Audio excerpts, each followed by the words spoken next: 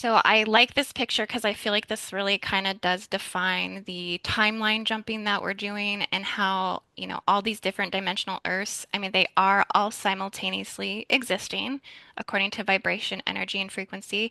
But I think they do also separate too, and with that is when we see like bifurcations of timelines and we feel polarity and we feel like we definitely disengage, like we're ricocheted out of somebody's reality, or, a timeline collapses and we have like those major, things that happen where you feel like I don't even recognize this person anymore, because you might have quantum jumped like pretty far away type of thing. Yep. Um,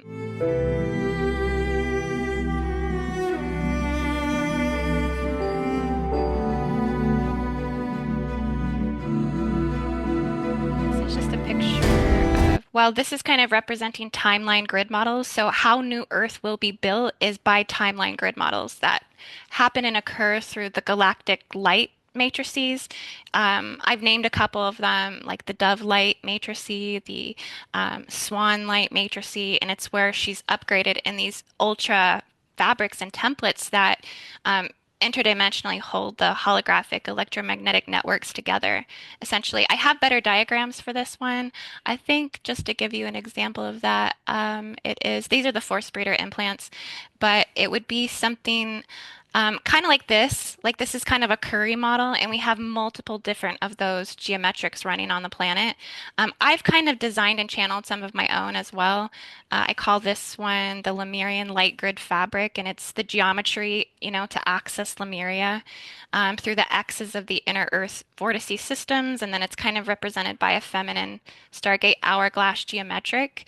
And it really rides on the angular ley line timelines and the currents of this pre-pole tilt shift, because I think that's how we really access Lemuria. I think it's on the previous pole tilt. But the dove light, I think, is this one.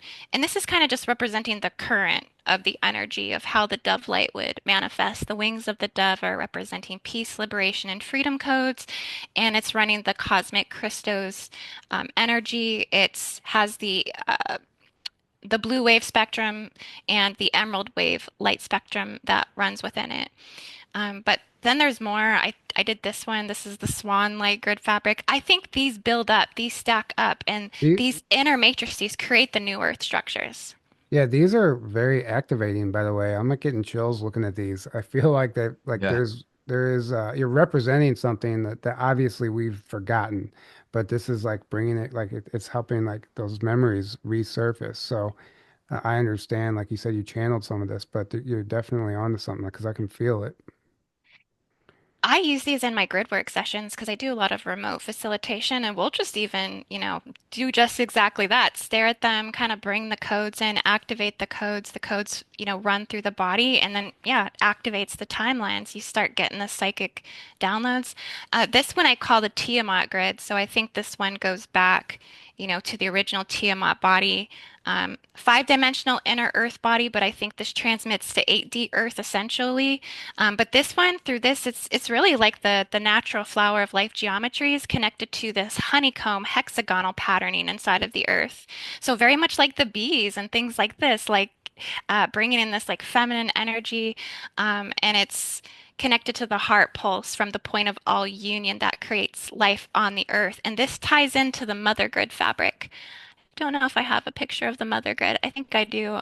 It's just an example, but showing how it's the fabric of all life, um, essentially on the planet. But yeah, so there's multiple of these ethereal, templating. So go back to the one where I don't know, I don't know how to describe it. Which one? Nope, keep going. Well, any one of them. So these grids right here, we have to understand that this is the system that's been hijacked, right? And the overt satanic overlords, whatever you want to call them, they understand this.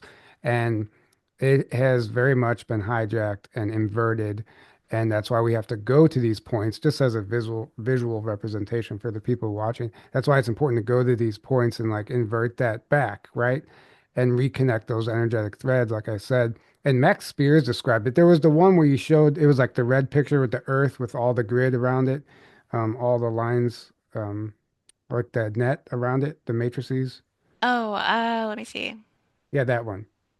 Hmm. So the way Max Spears described it is, okay, that's like you're saying that's a universal energetic grid. Well, what they do is they don't just invert it, but they create their own negative version of it. So there's a negative frequency in that looks exactly like that too, that they want everybody to get caught into, like trapped in, like a spider web, right? And basically you can imagine each one of those threads is like a belief system.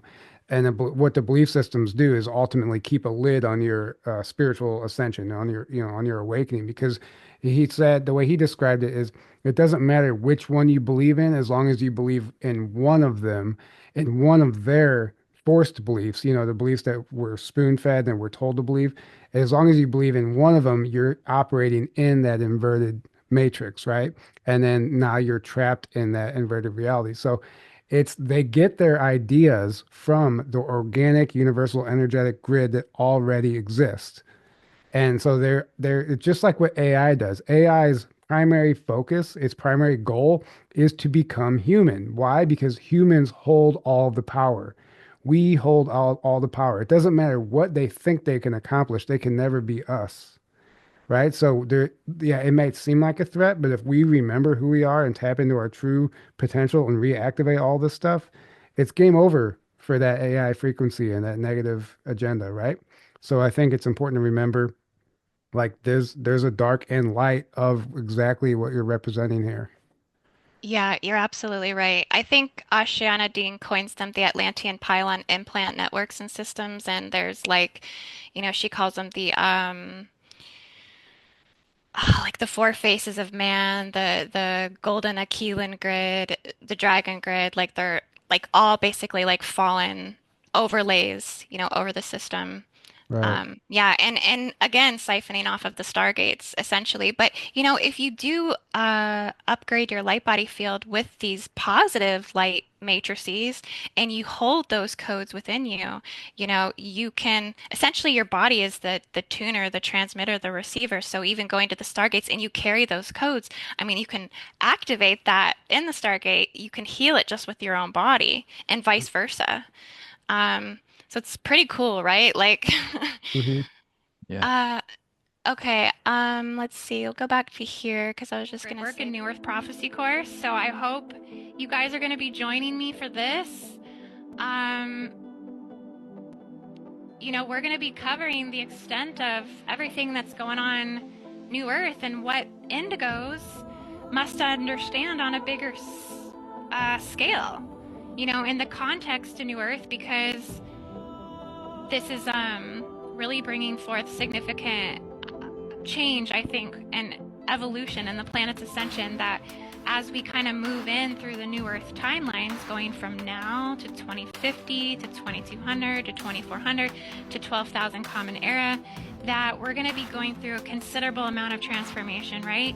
So it's like, yeah, when we look at these revolutions occurring over in the Middle East, it's like, okay, we see that all of the events that are playing out to bring forth change.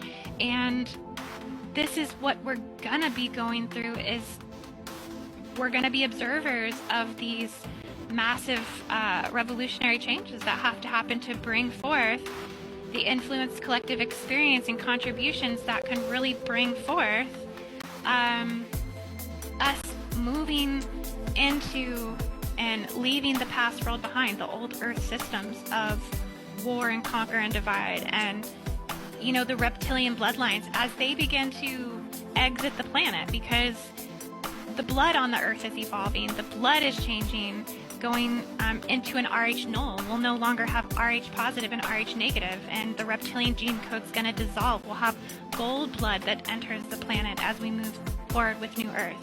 So you guys know I've been talking about the gold blood ones.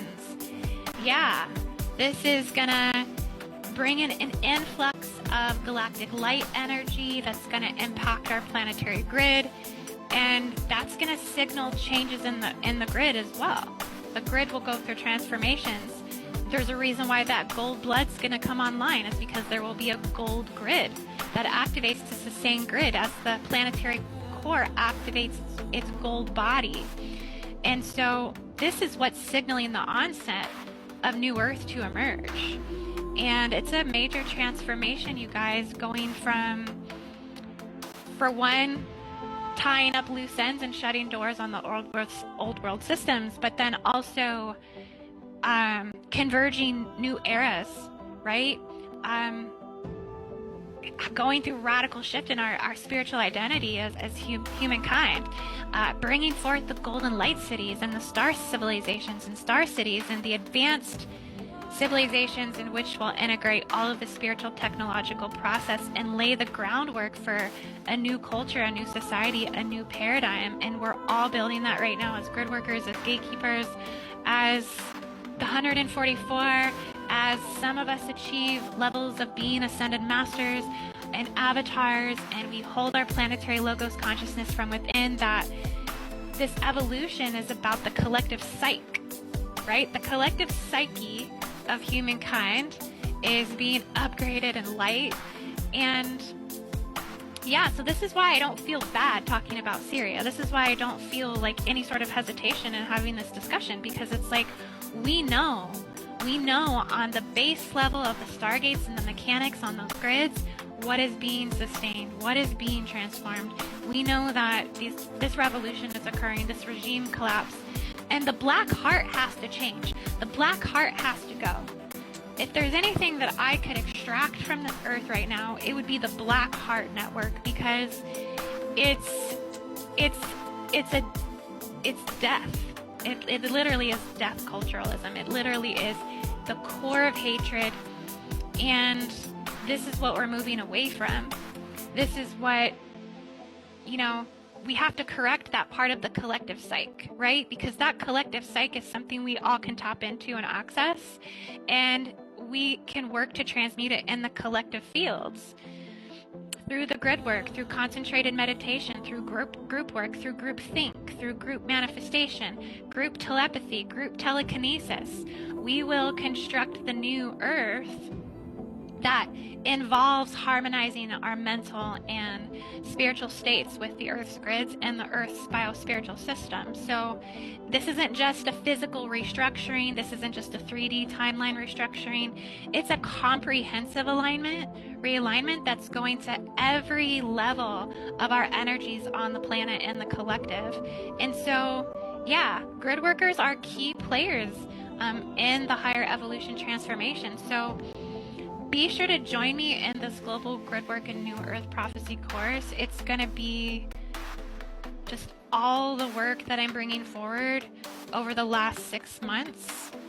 And it's going to be a huge wake-up call, I think, for those that are in this course, in terms of how we come together as community to really, truly amplify the necessary stages and phases that are needed in humanity to, create the new Earth timelines. Like, we're working on this together. It's going to be a beautiful course, you guys. So I look forward to you guys joining me for that. The picture I had for the 1D Earth. So this one I think is kind of so 1D Earth is kind of an excruciating place. I think 1D Earth is painful. I always would say, after I go through a major reversal Stargate correction, like when I did DC or I did Rome, the Vatican, I hit the core of 1D Earth, and it just takes you all the way into the densest levels of the planet. They do hold the purgatory fields and the hell realms, and essentially, there are places on the Earth you can physically have a physical, real experience of a 1D Earth, such as the Gaza Strip, such as, Skid Row in Los Angeles, California, such as places like ancient Sumerian lands in Iraq and Babylon by the Persian Gulf, things like this. So, 1D Earth is a physical experience in some timeline fields on the Earth, but there's definitely a lot of black AI dragon, black goo, all that stuff's kind of running through 1D Earth. I also think it's very connected to the Saturn passageways, and all of the mental fields of Nibiru, Orion, Draco, Anunnaki, Maldek, Marduk, all those templates are kind of held here. Yeah. Um, So, okay, maybe you have an opinion on this, but in 1D Earth or 2D Earth, would you think that this is where we would see a flat plane, like a flat Earth? Because my theory is that the whole reason they promote flat Earth is because it's a 2D Earth and it counters the ascension, right? If they can get people believing in the flat Earth, it's like a devolution instead of an evolution, instead of an ascension. Because just by nature, it that in a video game, the 2D circle becomes a 3D sphere just by the evolution of the physics of the gaming system, right? So in reality, it would be the same way too. So as we ascend in these dimensional earths, the earth becomes naturally a sphere. And in the lower realms, it might be a flat plane. Would you agree with that, or do you have any thoughts on that? I'm not sure, but it sounds like it's all things are possible. Like, you know what I mean? Like, you never know. Like, it could be a flat disk down on 1D Earth, just like a core flat disk. Yeah, it could be. I mean, well, one thing that I see is I see like the hologram of Saturn's living life force energy in there. I see the black Saturnian tesseract cube, like from the movie Interstellar. Like I see the spike matrix coming up and plugging into all of those negative AI overlays in the planet. Um, and so yeah, I really think it's like the hell realms, honestly. Right. It's where everything just hurts, really. Hmm. Um, So I put Machu Picchu for 2D Earth because I feel like, it's the planetary sacral chakra, emotional timelines, depth of the collective karmic field. Uh, do you want me to explain each one or just kind of flip through the pictures? I mean, it's entirely up to you. Aaron, did you have any thoughts on this? You kind of came in for a minute and dropped that gold nugget on us, and then you disappeared. So, Uh, I mean, there's a million things I could, well, you were just at Machu directions I could go Picchu. with this. Weren't you What's just that? at Machu Picchu? Yeah, so I wanted to say that earlier, but it just kind of kept going. I was just there in October, me and my wife. We, we went on a Peru trip with some awesome people. Nikki Anna Jones, who's going to be speaking at our conference coming up, she was one of the leaders on the trip. And yeah, we went to Machu Picchu, we went to Sacsayhuaman, um, Tambo, and a bunch of other places, and they were all you could feel the energy in these, like you were saying, you could feel it, you can sense they're very high vibrational places for sure, and very magical. Yeah. Yeah, I think it's definitely holds the emotional, the sexual collective fields. I went to Machu Picchu as well, and it was like a very like a lot of sensual energy, passionate Mhm. energy. There's a strong elemental connection, I think, on 2D Earth. I do think it connects into the Venusian portals on the planet, which the Venusian portals, I think, are very significant for the development for New Earth because I almost see Venus kind of in the future. It's like Venus and Earth were once one cell and they like split apart, and somehow Venus is like more in the future. They're more crystallized, they're more already kind of in a crystal state, crystal cities and things like this. So, have you identified? Okay, you're talking about the Saturn portals and the Venus portals. Like, have you identified the locations of the portals and where they go? Like where? How do you know where a Saturn portal is and a Venus portal? Or do you? Well, there's like seven main locations on the planet for Venusian portals. I believe Kauai, Hawaii is one of them. In the Hindu monastery, there's actually a Venus temple that was underneath that monastery before that monastery was put there. So it is a known Venusian portal. I think there's one in Turkey. Um, there's like there's a few of them. Yeah. Right. Um, Well, I think that Venus plays a much bigger role in all this, and it has for a while. I think that all the action is on Venus, and I think they have us looking at Mars for a reason. I think they want us all focused on Mars, going to Mars. Mars is always the narrative, but I think the real action is on Venus. I think there's something very significant about that. The Val Thor and all these people, these Venusians over time who have come here to try and assist us, but they play a major role. But yet the narrative is always, let's get to Mars, let's get to Mars. And I think that's like either a sleight of hand or something. I don't know, but what do you think? I agree with you. I think Venus is the future and Mars is the past. You know, Interesting. Yeah. And like all of my visions, when I get visions of New Earth and what that's going to be like, it's always connected to Venus opening up those psychic passageways and working with the feminine on the earth, supporting the feminine enlightenment, the feminine Christic consciousness on the planet, supporting all of the mother arcing Stargate portals on the earth, places like Bali, Uluru, um, Mount Shasta, you know, Sarasota, Florida. It's going to probably plug into there as well. But I think there's a lot of harvesting on 2D Earth because it's also where we're processing all of the karma. It's a karmic dimension in terms of relationships or unresolved healing or emotional wounds. So there is duality, to each Earth, essentially, going all the way up to the 12D, and it's mostly felt on 1D, 2D, and 3D. So if you consciously access to the earth, it's a great place to try to reclaim your sovereignty in terms of um, energy and kind of breaking free from karmic cycles. Um, Yeah. It's interesting. So duality you believe exists all the way up until the top. And I do, okay. yeah.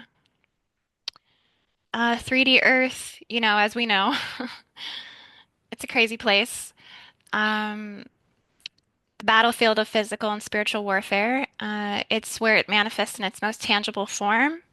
It does require a lot of spiritual resilience and preparedness because it is the battlefield. Right. A lot of people come to me and they're like, you know, of course I'm loving and I'm not non-judgmental and I'm a healer.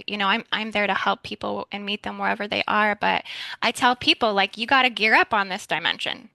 You wouldn't go on a battlefield without, having like your inner shield and your inner sword and like, because it's bombarded with all kinds of things, that you have to withstand. And it's a lot of trifurcation in this dimension, which means there's a lot of not being able to see that third dimension, which is usually an antagonistic energy or an enemy patterning type of energy or something you just couldn't see.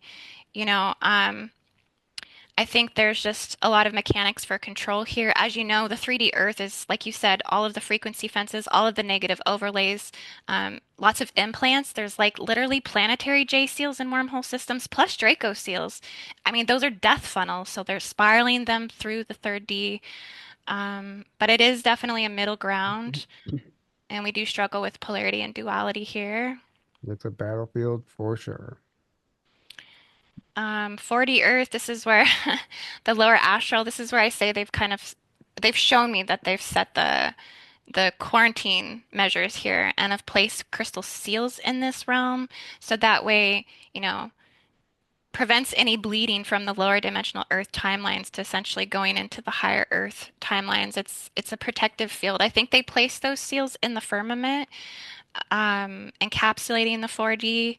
It could be the ice wall, it could be the hypershield dome. It's all a part of the uh, quarantine system, essentially. But it definitely ties into, everything that's going on, I think, in the chaos fields, essentially. I think, from 1 to 4D Earth, there's a lot going on here.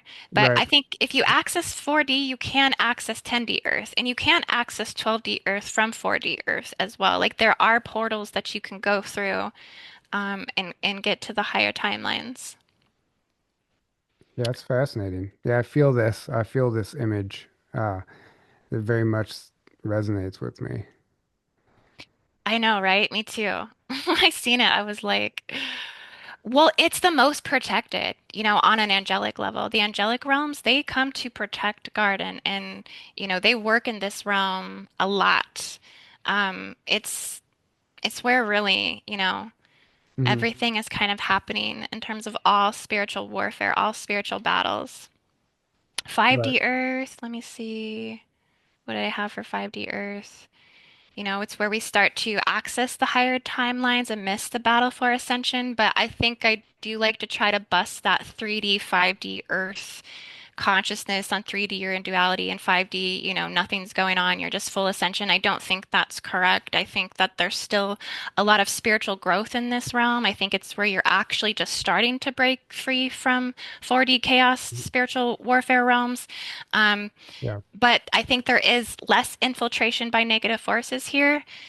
Um, Well, so that's interesting about 5D. So, um, uh, would you say it's fifth dimension or fifth density, or is it the same thing to you? I guess it would be all relative, I guess. Yeah. Well, the reason I say that is because Daryl James, who's one of our, he's a SSP whistleblower, but when he was brought into the programs, he volunteered. He went into the Navy and they stationed at Cornwall, England, and literally signed a stack of papers for the 20 and back program, and they had to put him in a density chamber to even enter the programs because they said that all of the ETs and basically the entire secret space program as we know it exists in the fifth density, meaning we wouldn't perceive them in 3D down here on Earth. So they had to, anybody that accesses or participates in the programs, they have to artificially push them from 3D to 5D in order to perceive what's happening in fifth density, which means it's not at all the ascent like it's still the battlefield there as well. And he said that the reason they even have a density chamber in the first place is because reptilians invented it because they can't naturally access 5D. So they had to build an artificial density chamber. It's a huge chair for them, but they put humans in it too. But they had to build a density chamber for them to access 5D to participate in this space program, right? So if that all exists in 5D, and that's all part of the galactic slave trade, and that's is still occurring there in fifth density, according to what Daryl said. That would mean that it's like, yeah, it's a higher frequency where he said you are very much more of a collective and time is more of an illusion, but it's still Mhm. duality like all the way. Like people are still not just magically healed because they're in the fifth density. It's a much lighter frequency and things move faster because it's a higher frequency, but it's not like there's still work to be done in that realm as well, if that makes sense. Yeah. Yeah, I think that's. Sorry, go ahead. Oh, sorry. I agree with that. And I don't know if you've read the Law of One at all or are familiar with it, but that lines up exactly with what the Law of One says about densities. It says fifth density is, I can't remember how many, I think it's 100 or some, I think it said 100 times more harmonious than third density. So it's a higher frequency, Tyler, like you just said. So it's almost like you are naturally a little bit more connected to everything and to God, you could say, to the divine. You're naturally more telepathic. You're naturally more, you can manifest quicker and easier, all these things, right? Your abilities are easier. So it's less dense, but there's still duality. There's still free will in that duality, and I don't know, maybe it makes it harder to be quote unquote negative or evil, which is just, in my opinion, all evil is just you could say it's an absence of love.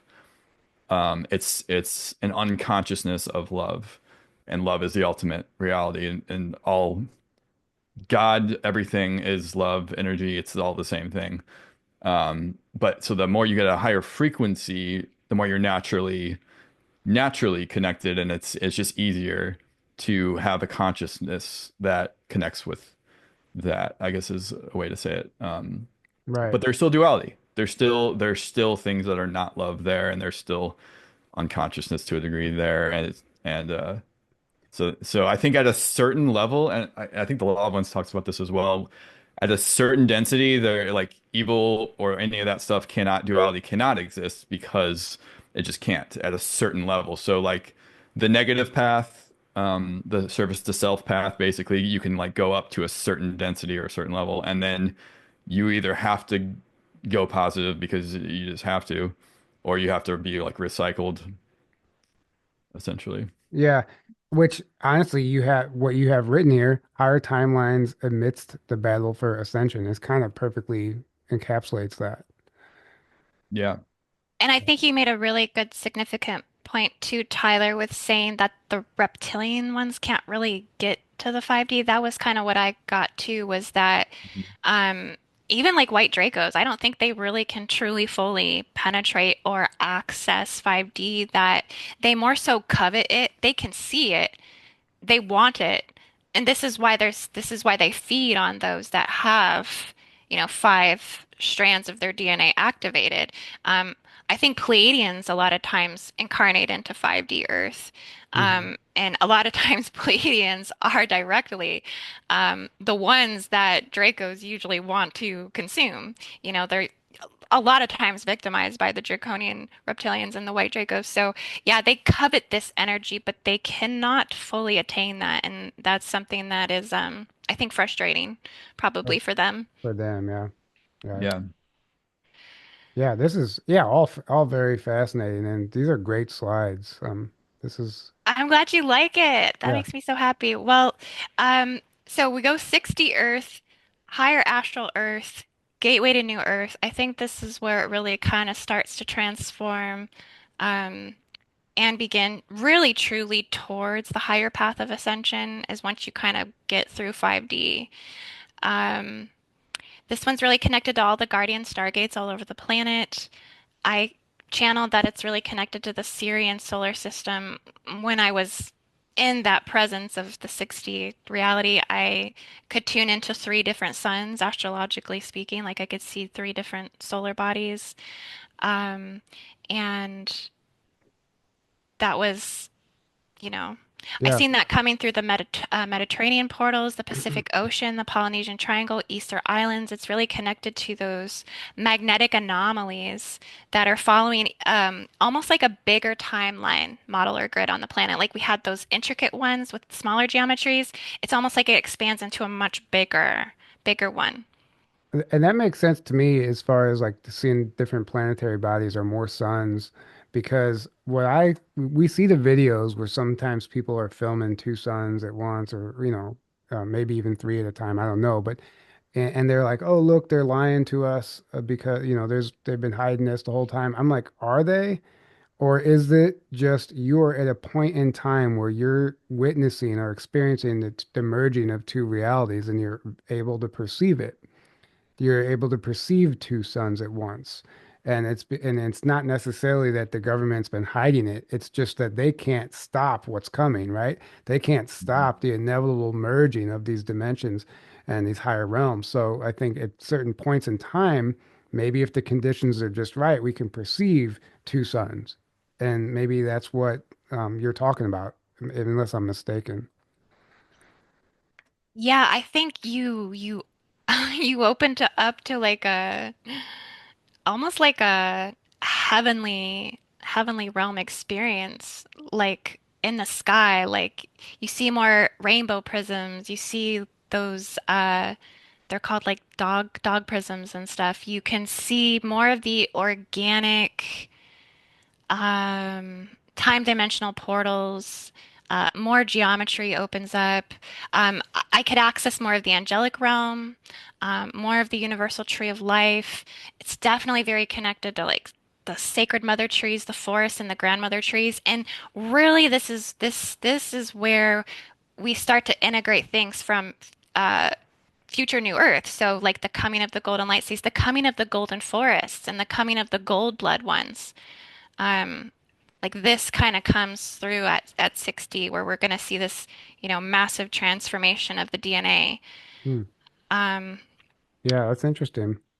Well, let's kind okay. of fly through these last couple slides and start to wrap this up. Well, And I'll just skip maybe to, should I skip to 12D? sure, yeah, go for Sure. it. Okay. 12D Ascended Earth.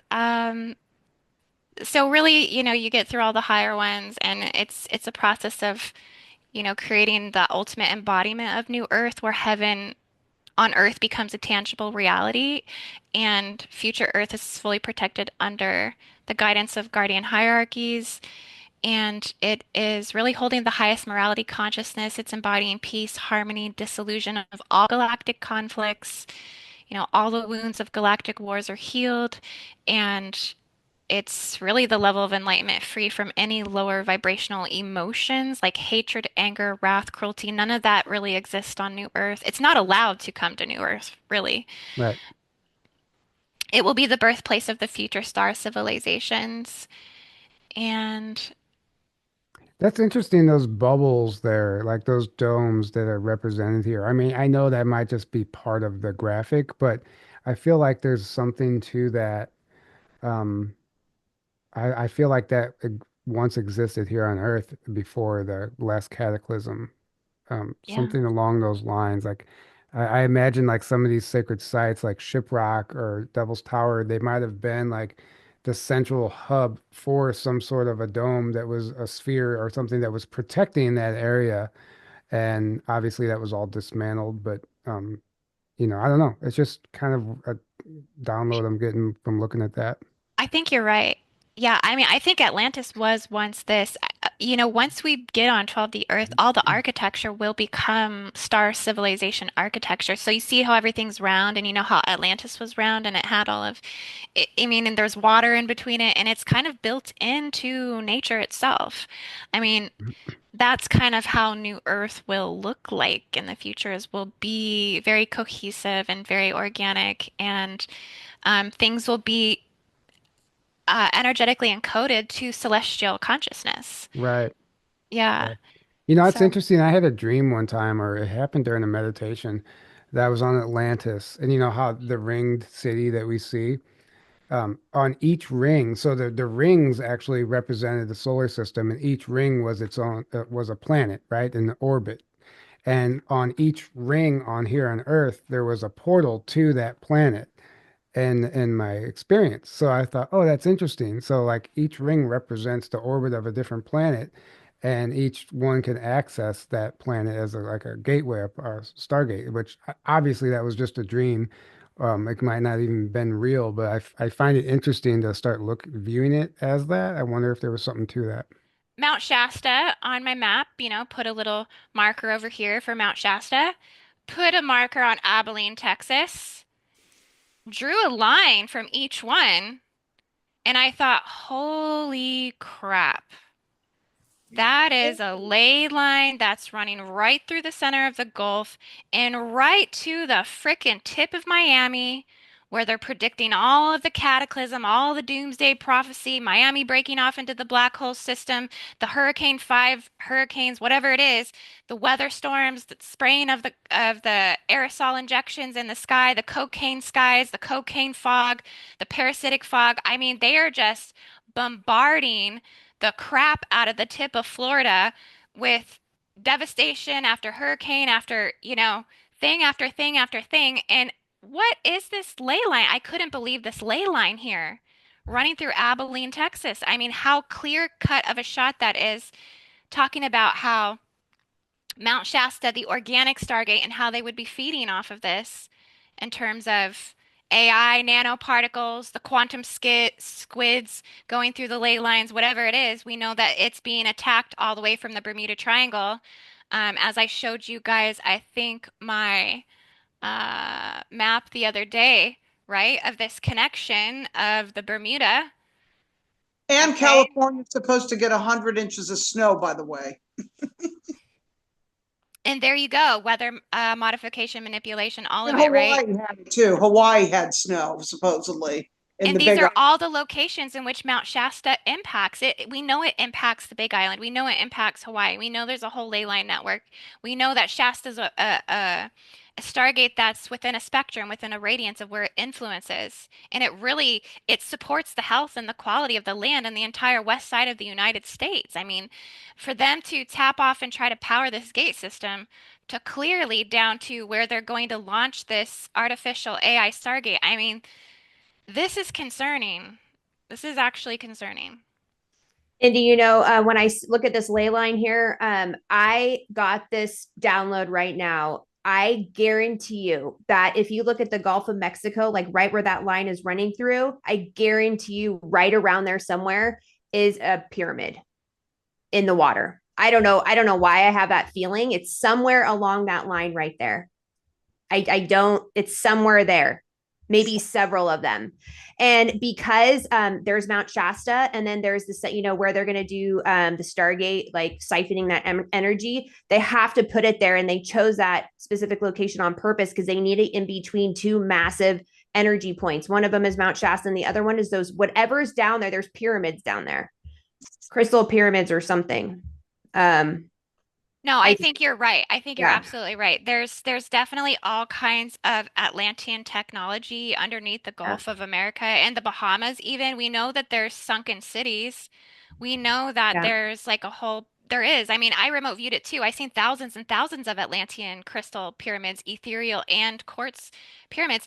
I mean, this is why the sand in Sarasota is in all the way up along Florida. I mean, all the way up to Pensacola, we have clear quartz crystal sand. I mean, that's from them blowing up the pyramids. I mean, to think if they're, where are they going to power this? How are they going to power this? That's what I want to know. I mean, they're Well, saying it's going to be like, there's a video that we actually have talking about how big this is going to be. There's like so many Walmarts that, I mean, the infrastructure of what they're creating is going to be massive. And it's like, you know, they need organic quantum to power this. And the other thing, you know, I text you, well, you know, in our private text earlier today, but what's happening on Mount Shasta right now, because I live an hour north from it, is the trees, the pine trees are starting to die, and it's almost like they're getting burnt from within. I don't know how to describe it, but it's like something is like heating up underneath that the whole mountain, and it's killing the pine trees. And the pine trees are sensitive because it's, you know, they're natural to that area. But there are so many pine trees this year that they had to cut down and died. And I was like, what is going on? Because we got enough rain, there was enough snow last year, so that shouldn't be happening. So something's going on underneath. I don't know what it is, but definitely, yeah, that siphoning of energy and what you were talking about last night for sure. Yeah. There's got to be Andy, some directed energy weapons. They're running it through the Stargate. I mean, if you think about how the fire started, I mean, even Trump went there and said it looks like something hit it. It looks like something. I'm 81 miles from Miami, an hour and 17 minutes. You're gonna have to run a clearing down there, Missy, because I know. the energies are funky. I think all the three Atlantean cataclysm timeline spells are running down there. They Well, are and, right now. I did a clearing earlier in the pool today. and I'm in Indy, Salisbury Cove. I gotta just bring in here. I mean, it was just Tuesday that we did our remote mission, and we were working. Kingston, my son, my 10-year-old, guided us to work on and go to Puerto Rico as one of the stops. And I see that line going right down through there. Right through And Puerto we worked Rico. on, right? We worked on one of the pyramids, underwater pyramids, while we were on that mission.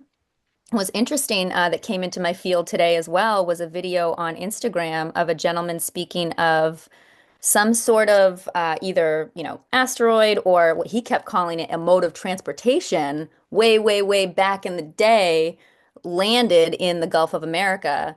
And they seem to think there is this natural resource under there that is like different than anything anybody has had access to before. And so when you speak of something as far as powering things and new technologies or ancient or cosmic technologies, there's something here that seems to be, you know, coming through on a deeper level. And there's definitely a strong connection with Atlantis and the timelines. We can't ignore that. It just keeps coming up over and over and over. No, I think you're absolutely right. And it's so synchronistic how this line here, right? This ley line going from Mount Shasta, organic Stargate, Abilene, Texas, artificial Stargate, crossing over the J Seal line Oh as my well, God. right? Funneling into the black hole system. And then I just noticed something. Where is it in the line going over in Nevada? In Nevada specifically where all those the dumbs are. Oh, we'd have to look at that one, but it does look like Yeah, it's slicing it's right through weird. the half of Nevada. Um, I don't know if it goes through, yeah, and also New Mexico. And also all the other shit that's in Nevada, like Area 51, Yeah. S4. Right, right. Yep. And there's a lot of there's a lot of black ops tech on the West Coast anyway. Like there's like a bunch of USOs always reported off the coast of Santa Catalina, California. You know, I don't know. When Noko, you said that there's something in these waters. Well, the meteorite impact hit down here. I guess when the dinosaurs went or something like that, that's why all the sea notes in the Yucatan were essentially formed. So you know, it is extraterrestrially charged. I mean, this whole Gulf itself may be a Stargate. I mean, and we did talk about this being a nursery, this being a nebula, and that this may be there may be tapping into something that, we haven't even realized yet. There's a whole energetic vortex here that's imperative for all life type of thing. And was it even a meteorite? I mean, we know, I mean, a lot of the things that we're told are like half Yeah. truth. So was it even a meteorite? This guy kept talking about a mode of transportation. And it was like, oh, I'd never thought of, any other options because it's just we hear something, we're kind of programmed with it. And then so yeah, very interesting. I like Lady Jefferson's comment here. We are really fighting the Dracos. It's like, really, We're for s- real. we're slaying them one by one. Well, the solution is to actually extract them off the planet. Like if you are clearing Draco energy, it's to remove them off planet. Like Trump just said, remove them off the earth. Drive them out of the earth. That's what we have to do because this is a swarm. And that's what my friends are telling me down here in Stargate too. They're getting swarm attacks. I mean, there's so much they're getting swarmed, from Well, the water blockages, from the air, I mean, because Florida skies are, like I said, cocaine skies. Like they're getting hit so hard from every direction. I mean, it's going to get to a point people just they're going to have to take back their sovereignty my friend any told me means a story necessary. today, Andy, about like he said he was talking about like these reptilian nests and where they settle. He said one time he was like living in a really bad situation and he was involved in drugs, and the house that he was living in they were like manufacturing drugs and stuff, and like he said that like he was certain there was like a reptilian nest there, and like think about where these places are, like like Miami, that's like the cocaine capital of the Capital. world, and like you want to talk about like some of these, yeah, like I mean like yeah, I don't know, like I mean reptilians like to like settle in places that are kind of like low vibration, or like real, you know I They don't need know. tropical. Yeah, that's Right, true too, they right. do. Yeah. They Yeah. need tropical. They're reptiles. You need Yeah, warm. yeah, exactly. This is such a activated area on the grid right now. This whole area, there's so much attention to it. And I was just thinking too, like the whole Panama Canal thing, you know, we see that the development of this is being done in the necessity of this AI project Stargate to keep up competitively with China, right? Because, well, here's the thing. If nobody keeps up with China, if no other country tries to keep up with them, then there's never a competitor. I mean, that does create like a global safety issue, right? Because we need competitors or we need that check and balance system essentially. So on some level, I could see why maybe they would want to step up and do this. I think how we see that is that China is the head of the dragon. If we look at all the landmass across North America over to Europe, over all the way Eastern Europe to China, essentially they represent the head, and then Silicon Valley has always represented the tail of the dragon. So it's this battle between the Wonderful. head and the tail of the dragon. It's also a battle between the eagle and the dragon as well, because US is the eagle and China is the dragon. And I think we're gonna, like, I made some predictions. I really think we're gonna see some chaos and some stuff starting to pop off down here as because they're trying to drive China out of the Panama Canal, and now they're trying to compete with them, and it's going to put so much pressure on this whole grid system here, and I think Mount Shasta is going to really keep taking the beating, right? Yep. And you know what? Like I said earlier, if she blows, and she can because she's an active volcano, it's gonna screw up the system. It shifts it. I mean, it could be a cleansing, I'm not sure, but it could be a potential cleansing, like a natural cleansing that happens, but it definitely shifts the Stargate. Well, So and Mount It would St. wreck Helens- it. It would it completely would wreck it it. yeah, and it would, if that happened, that would be a trigger event that would cascade all the way down that whole line on the map right now. I mean, it would cascade. I don't know what it would do, but I just see it like affecting everything. Remember, Indy, you were saying that you saw like Miami and Florida like just collapse into the ocean. Right. And here we have this ley line Yeah. from Mount Shasta all the way down to the tip of So Miami. you're seeing, I think, I don't know, I don't know. My guys are telling me right now that you saw a potential timeline. And even Mount St. Helens, even if it Yep. was Mount Shasta, Mount St. Helens is connected, and so is the Yeah. caldera in Wyoming. Remember And that you know caldera? what, guys, Kingston was just talking about Mount St. Helen, and he was showing me the area, like the devastation areas and all this if it blew. So kind of interesting this is coming in right now. Literally that was earlier today or yesterday that came through him, and he's like an open open book with this stuff. He's got all the intel naturally as a little 10-year-old into Wow. it. Listen to you got to listen to the kids. Yeah. Mhm. They know the truth.